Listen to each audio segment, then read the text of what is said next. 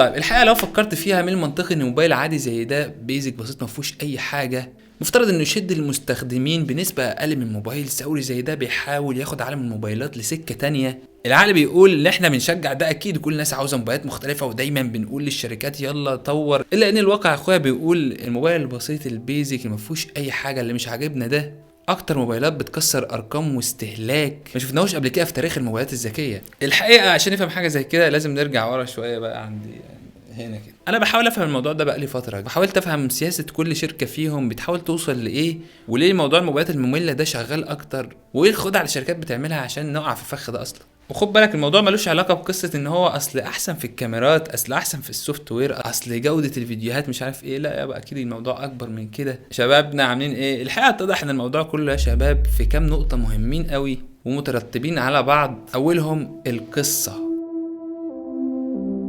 قصة ان انت تعمل منتج عبقري دلوقتي لمجرد ان هو بيأدي وظيفة وهيحلها فعلا من غير ما تبني وراه قصة، مهما كان المنتج ده جامد ده ما بيلمسش الناس نهائي ايا كان المنتج. انت لو جايب خلة ودان حاجة زي اللوب دي، براند اسمه لوب، لما بروز الموضوع في قصة وان هو يبقى جزء من لايف ستايل معين وعملها لك تبقى لايقة عليك ويبقى ليك شخصية و الناس كلها سمعت عنه، بقى براند حقيقي وبيبيع خلة البتاع دي ب 45 ب 50 دولار. وهي دي يا معلم اللعبة اللي لعبتها ابل من بدري قوي. خد بالك هنا انا مش بتكلم على عظمة ابل واستراتيجيتها في ان انا بحلل معاكم عادي، انا مش فارق معايا، مش ما عنديش اسهم فيها، اي شركة بتغلط زي اي شركة في الدنيا، بس احنا بنحاول نتعلم. ابل يا سيدي كانت فاهمة الموضوع ده من سنين، وكانت بتربط دايما الناس بقصص ستيف جوبز وان هو بيحاول وان هو قام بالشركة وان الايفون بتاعنا ده وراه قصص كتير. موضوع مثلا الكراش ديتكشن او اللي كانت عملته قبل في اول ايفون 14 و15، ان هو لما يقفش حادث حصل لك ولا حاجه بالعربيه لا قدر الله وانت مش قادر تتواصل مع الناس، على طول بيبعت اشارات حتى لو مفيش شبكه في المكان ومكان مقطوع تماما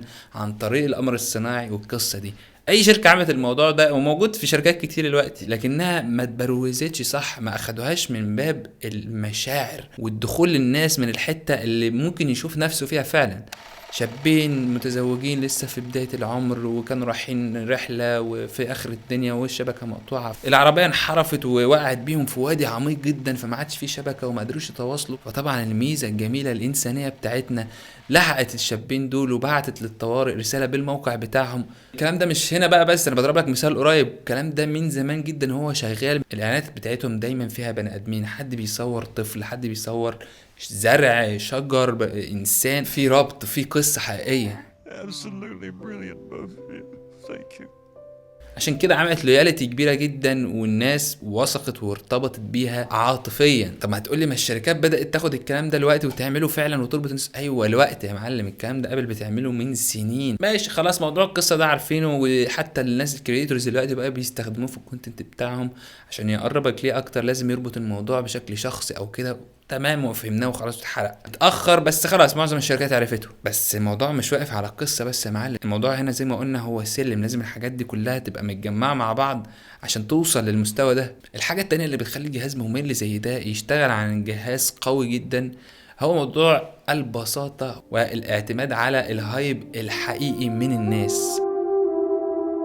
ما تقعدش تحزق في ان قد ايه انا موبايلي جامد، خلي الموبايل يتكلم عن نفسه. يعني مثال بسيط لسه حصل من كام اسبوع، لما ناسا طلعت بتاع القمر، الناس من نفسها قفشت الريفليكشن بتاع الايفون في الازاز لما كانوا بيصوروا فيه من فوق الارض، وبدات الناس تتداول الموضوع من غير ما قبل تجيب سيره خالص. كان ممكن يعملوا كولابريشن مع ناسا واول صوره طب ليه يا معلم ليه؟ طب ما تسيب الموضوع طبيعي. كل لما يحصل حدث، والموضوع ده بيتكرر كتير في ماتشات كوره، في مشاهير ماسكين الموبايل، تسيب الموضوع طبيعي ما تتكش عليه. الثقه بتتبنى اكتر مع الجمهور. على الجانب التاني اوبو جت تعمل الكلام ده بقى في الموبايل الخطير ده وتحاول تطلعه الفضاء برضه، لكن الموضوع مش محسوس زي ما تحس هناك لانه جه طبيعي. انت هنا مدخلني في حوارات، عامل لي مكوك مطلع لي في الموبايل وعامل لي باراشوت وعمال تكلمني في سبيكس وعمال تكلمني في مشاكل. عمل الموضوع وطلع الموبايل الفضاء فعلا واخد كام صوره، بس حدش حس، حد خد باله ولا حد. ده حلو وبدايه ربط وقصه زي ما اتكلمنا في الاول، بس زي ما اتكلمنا هي مكعبات، ما ينفعش تبقى ماسك حته ومسقط حته. صعب تلاقيهم في الايفنت بيقارنوا نفسهم بشركه تانية مثلا سامسونج ولا جوجل ومخبيين اسمها زي ما الشركات الاندرويد كلها بتعمل، دايما بيقارنوا بالايفون. طب ما ده يحسسني ان انت رقم 2 او ان انت ليك منافس. ما تشتغل يا معلم انت على نفسك وسيب الحاجه تتكلم. قبل على الجانب التاني بتقارن الايفون بالايفون اللي فات، دايما يقول لك انا اقوى منه بكذا، اقوى منه بكذا، اقوى ايفون عملناه في مش عارف ايه. تحس فيها غرور وايجو كده، وما تشوف كده يا باشا المنافسين بيقول ايه، بس هو ده زي ما قلت لك لاين ماشيين عليه وعارفين هم بيعملوا ايه. الكلام ده مش في الموبايلات بس، حاجات زي الماك بوك مثلا، النيو ما جابش في الاعلان بتاع النيو بقى وقعد يعمل لك في لابتوب ويندوز ولا مش عارف يقول لك بص القرف، ساب الناس هي اللي تعمل الكلام ده. ماشي خليك يابا سمعت كل الكلام ده وجبت القصه وحبكتها كويس ومن غير حزق ومن غير افوره، والناس اتعلقت بالجهاز فعلا وقررت ان هي تشتري منك. المكعب اللي بعده فين بقى؟ الحصريه يا معلم. لان ما ينفعش بعد ما انا وثقت فيك وثقت في القصة بعدها بكام شهر الاقيك منزل موبايل بيكسر كل اللي كان في الموبايل التاني بهوية تانية خالص، او بتقلد فيه شركة تانية، او ساعتها تحس بالخيانة وان انت وثقت في الشركة ووثقت في القصة وطلعت قصة فاضية اصلا بتغير في اي ثانية. وده اللي شركات الاندرويد مؤخرا بقت تاخد بالها منه، زي الاوب مثلا بقت بتنزل جهاز كل سنة وتحاول تحافظ على الهوية بتاعته، او سامسونج اللي بقى بتحاول تاخد نفس النهج وتمشي واحدة واحدة تاتا تاتا من غير اي نطاط، بل بالعكس ده هي بتحاول تبسط الامور كل شوية علشان تقدر تكمل فيها ويقدر يبقى باترن في دماغك. الشكل ده اول ما تشوفه تعرف ان ده السامسونج، يربطك بقصة واحدة والقصة دي تفضل مكملة كل سنة عن التانية، ما تحسش بنطة او انحراف مفاجئ يحسسك بالخيانه. احنا بقى كناس بقى شغوفه وبتاع بنقعد نبص ان ده مفيش تغيير مفيش حاجه، بس ده اللي شغال، ده اللي بيبيع، هم عارفين هم بيعملوا ايه كويس. ما اصل انا غامرت وعملت كل الحاجات الخطيره دي، سهل جدا اكون بجرب، سهل جدا اكون السنه الجايه هغير كل الكلام ده.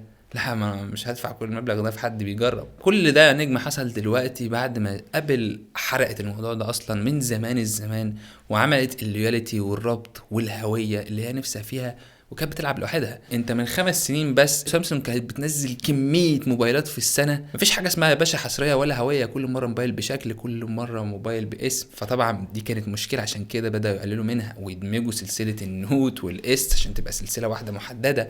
الشركات دي بتعمل موبايلات من $300 لحد $1300. العين الطبيعيه للانسان بتبص بشكل سطحي جدا، فلما يبقى موبايلاتك دي متشابهه بشكل او اخر انا مش قادر افرق بينهم كشخص طبيعي عادي، مش هقعد بقى اقرا سبيكس واتدقق، انا بتكلم على الشكل اللي هاخده منك كده وانا معدي. ده كان بيلعب لوحده بقاله سنين، بينزل موبايل واحد ليه هويه واضحه حصري جدا مفيش منه نسخ كتير، هي موبايل في السنه. الايفون العادي في فرق بينه وبين البرو كبير جدا ويبروزوهم ويبعدون عن بعض جدا، مع ان اصلا الفرق بينهم عبيط، بس لازم يحسك ان دي فئه ودي فئه وما بيقلش من دي، لا بالعكس ده بيشجع دي جدا الطلاب والناس والشباب البسيط اللي جاي منه، ودي للبروهات والسينما ومش عارف ايه.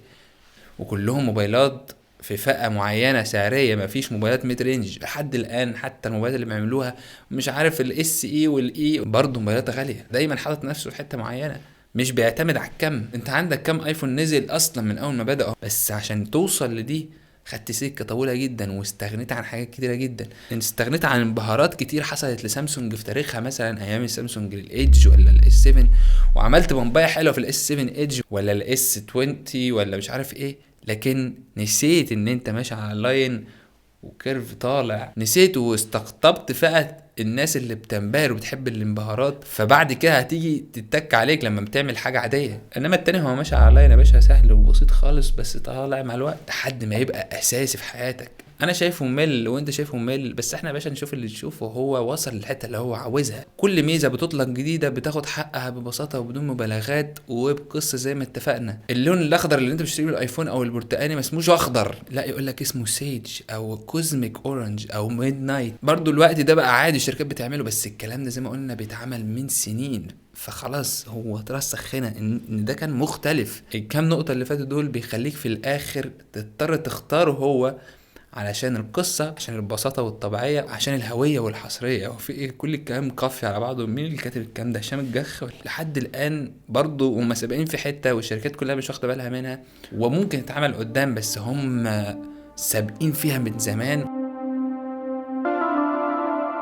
وهو اطلاق الموبايل، انا لما باجي اطلق موبايل ما بطلقوش كده، او ما بطلعش مدير الشركه قاعد يتكلم انجليزي شويه هو اصلا صيني وما بيعرفش يتكلم انجليزي زي معظم الشركات الصينيه. لا ده احنا عاملين الايفنت في المقر بتاعنا متصور حلو قوي، وبنعمل ايفنتات مخصوص للسوفت وير بس مش للاطلاق اصلا. لا انا عاوز افهمك اهميه التحديث اللي انا بعمله لك. الشركات دي مفوته الحتت دي من زمان وبتركز قوي على السبيكس وبتركز قوي على اللقطة الأخيرة والمنتج النهائي، وبتنسى يا باشا القصة والحكاية. عارف زي ايه؟ لما تكون مثلا في حد بيعمل محل ولا براند دلوقتي ولا مش عارف ايه، وفجأة يطلع يقولك عملت براند اهو يلا يا جماعة اشتري منه، عادي. انما لما حد يجي يقعد بقى يربطك بالقصة ويطلع يقولك انا التحديات اللي حصلت وانا بحاول اجمع فلوس من هنا، ورحنا المصنع الفلاني وبنحاول نختار، طب اختاروا معايا. طب الربط ده بيشجعك، الربط ده بينجح وبيقوم براندات تاني. انا مش بعظم هنا في الشركة دي ولا فرق معايا، انا كل فرق معايا ان الشركات دي تتعلم ونفهم احنا السياسة شغالة ازاي.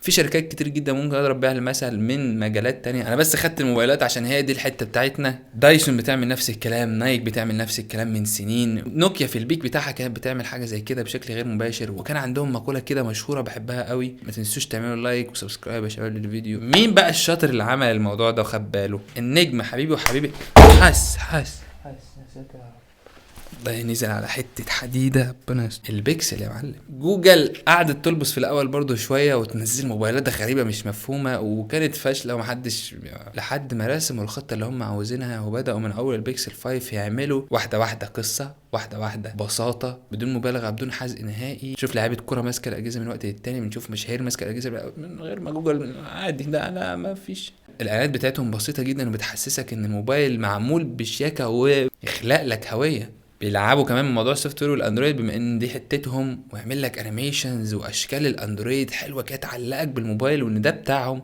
فكره الحصريه وان هو بدا ينزل موبايلات قليله جدا، هم كام بكسل؟ 10 بكسلات لحد الان. موبايل بينزل مره واحده في السنه بشياكه وبتطور بسيط برضو، ما بيبالغش وما بينطش، واسعار منافسه، ويروح منزل لك البكسل 10 العادي، البكسل 10 برو، الاكس ال، وموضوع واضح وجميل وفي كذا فئه سعريه، ومفرق لك بينهم برضو لحد ما اتحط في حته غير اللي ابل محطوطه فيها وغير اللي سامسونج محطوطه فيها من وجهه نظري، وهو انه بقى موبايل الشخص اللي فاهم قوي ومعاه فلوس عادي. بس انا مش هشتري ايفون يا معلم، لان انا مش فارق معايا موضوع المظاهر والاشكال اللي انت بستخدم جوجل. سامسونج بعد المحاولات اللي هي بتعملها كلها قطعت شوط كبير طبعا، ووصلت للنهايه تكون يعني البديل الامن. لما ازهق من الايفون كده او لو ما بفهمش فيه قوي او برشحه لحد كبير شويه في السن، ده اختيار امن وموثوق ومجربينه قبل كده. جوجل هنا ركزت على الاعتماديه اكتر وقربت من الناس اكتر، وشافت هم محتاجين ايه فعلا. جت غيرت حاجات كتير قوي في العالم ده، وخلت السويتش ما بين الايفون وجهاز اندرويد تاني اقل صعوبه، لان ابل كانت بتلعب في حته مهمه جدا، ودي واحده من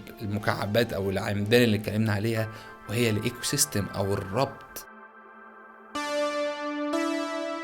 انا جبت خلاص الايفون بتاعي ايا كان سعره حتى لو مستعمل قديم، واحده واحده هتبص تلاقيهم عاملين ايربودز برضو، فاكيد تجربتي مع الايفون دي بتعكس تجربتي اللي هتكون مع الايربودز. لا وهم كمان بيتكوا على ده وبيحسسوك ان هم فعلا مربوطين ببعض بعيد خالص. اللي يخليك تروح تجيب سماعه تانية حتى لو فرق السعر ما في بيتها. نفس الكلام بالنسبه للابل ووتش، نفس الكلام بالنسبه للسماعات الكبيره، نفس الكلام بالنسبه بعد كده للماك. انت لو جبت ماك يا معلم اسمع مني، انت خلاص انسى، انت ما عادش هتتحرك من البتاع ده تاني. خد بالك ده غير تجربه التطبيقات والسوفت وير بتاعه الايفون، الاي كلاود اللي انت مشترك فيه، والاي مسج والفيس تايم والحاجات اللي عمال يربطك. الشركه الوحيده اللي قدرت تلعب اللعبه دي صح فعلا هي جوجل، اكيد، لان هي جوجل.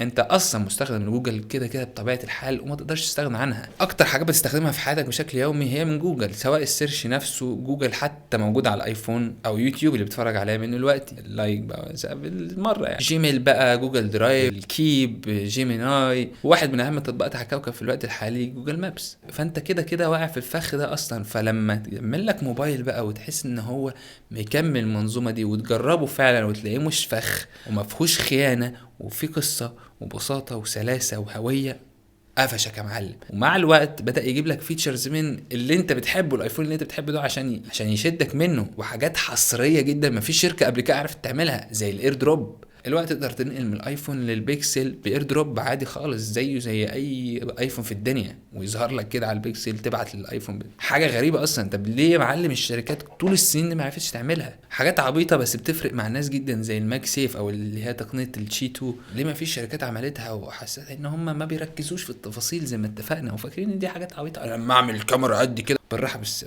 عاوز اقول لك مبيعات الجهاز ده زادت بشكل غريب بسبب بس ان بقى فيه ماجنتيك، وان اكسسوارات الايفون كلها شغاله عليه زي هناك بالظبط. وهي الوحيده اللي قدرت تنافس في موضوع التحديثات، على قد ما ابل بتكمل في تحديثاتها الموبايلات، وده شيء جذري بالنسبه لها. جوجل نفس الكلام، لان ده الاندرويد بتاعهم هم جواهم. مع الوقت عملك معالج من تصنيع جوجل برضو. كل التطبيقات اللي انت متعلق بيها هناك عند ابل، فيس تايم او اي مسج، موجود لك بدائل منها هنا. والشوط الكبير اللي قطعوه في الاي اي كمان مع جيميناي والحاجات ده، اللي ابل نفسها راحت لهم مخصوص عشان يعملوا تعاون معاهم، بما ان خلاص انا حاولت بس ما عرفتش. تعالى بقى يا باشا انا سند عليك كده شويه لحد ما اشم نفسي، بعد كده هعمله لنفسي زي ما عملوا مع انتل في المعالجات مثلا. اللعبه الاخيره اللي ابل بتلعبها دلوقتي وبتحاول تبعد على المنافسين بيها، هي الحاجات اللي اصبحت جزء من يومنا دلوقتي، وهو السوشيال ميديا يا باشا والاكونتات بتاعتهم. ادخل كده شوف الاكونتات بتاعت ابل مؤخرا، هتلاقي ان هي شبهك عادي، بتنزل فيديوهات لقطط وبتنزل فيديوهات لحاجات كده انبوكسنج، واحد بيعمل مش عارف ايه، حد مصور مش عارف ايه، تاخده وتنزله. كل حاجه ليها حاجاتها، تيك توك اللي عليه حاجات الكل الخطيره المفرقعه، وانستجرام عليه الحاجات الشيك النظيفه، يوتيوب ما بياخدش حاجه هنا يرميها هنا، لا يوتيوب بنزل عليه ايفنتات بتجيب بال20 مليون فيو. مين من الشركات بيعمل ايفنتات بتوصل للارقام دي اصلا؟ ايفنت معقد وفيه تفاصيل كتير، ليه ممكن انسان يقعد يفرغ ويتفرج عليه. متابعه وماسكينها العيال ميه نار، بتطلع كونتنت شبه الناس تحب تتفرج عليه، يوصل للناس اورجانيك ويعلم في دماغهم، ويفضل يثبت القصة اكتر ويحبكها اكتر ويربطك بيها اكتر. الوحيدة القريبة منها الوقت هي جوجل، اللي بتحاول الاكونتات بتاعتها تبقى لذيذة برضو وشبه الناس. غير كده باشا الشركات بتاع الموبايلات كلها شغل يا باشا اولد سكول، مواصفات واعلانات ومزيكا ومش عارف ايه وممثلين وبتاع، ما فيش.